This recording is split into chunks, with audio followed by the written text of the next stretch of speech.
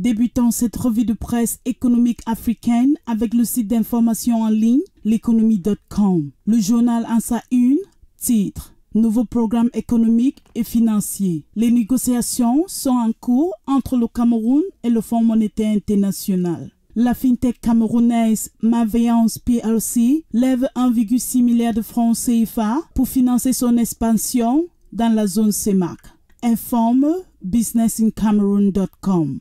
Investir au Cameroun, titre: Coton et textile. L'Allemagne appuie le Cameroun dans la recherche des solutions au déficit de compétences. La coopération allemande GIS vient de lancer un avis d'appel d'offres relatif au recrutement d'un bureau régional qui va mener une étude d'opportunités de métiers dans le secteur du coton et textile du Cameroun. Ecomatin.com fait savoir que le port de Kribi a acquis 5 nouveaux portiques pour accroître le volume de manutention. Le concessionnaire du terminal à conteneurs de Kribi, d'une capacité de levage de 50 tonnes, vont par ailleurs contribuer à réduire le temps d'attente des camions et renforcer la compétitivité du port. Le comité de conjoncture économique constate une hausse de réserves internationales en République démocratique du Congo. C'est ce qu'indique Actualité Congo démocratique. Chat Info,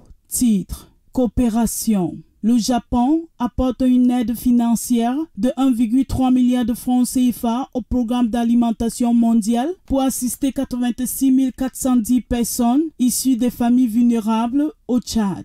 Le Nouveau Gabon fait savoir que le ministère du budget gabonais a lancé une opération de recensement de véhicules de l'État. L'agence d'information Ecofin, titre: CEMAC. Le bilan des banques commerciales s'est accru de près de 5 000 milliards de francs CFA depuis 2012. Le bilan des banques commerciales de la zone CEMAC a progressé de 4 795 milliards entre 2012 et en fin 2020, constate-t-on à la lecture détaillée de la situation monétaire de la sous-région publiée par BEAC.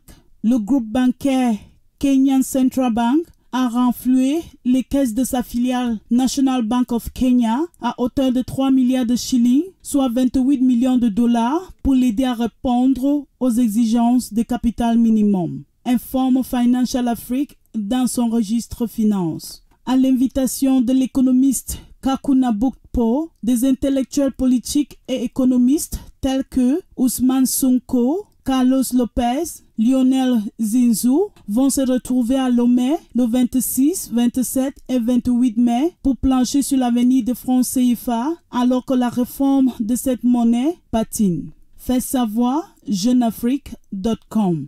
Concluons cette revue de presse économique africaine au Burkina Faso. Ecodafrique.com signale que l'État du Burkina Faso, à travers sa direction générale du Trésor et de la comptabilité publique, a en effet levé un montant de 33 milliards de francs CFA sur le marché financier de l'Union monétaire ouest-africaine au terme de son émission de bons assimilables du Trésor de maturité 182 jours organisée en partenariat avec l'agence UMOA, titre basé à Dakar. Pour avoir plus d'informations sur l'actualité économique africaine, abonnez-vous sur nos différentes pages à l'adresse l'Economy News.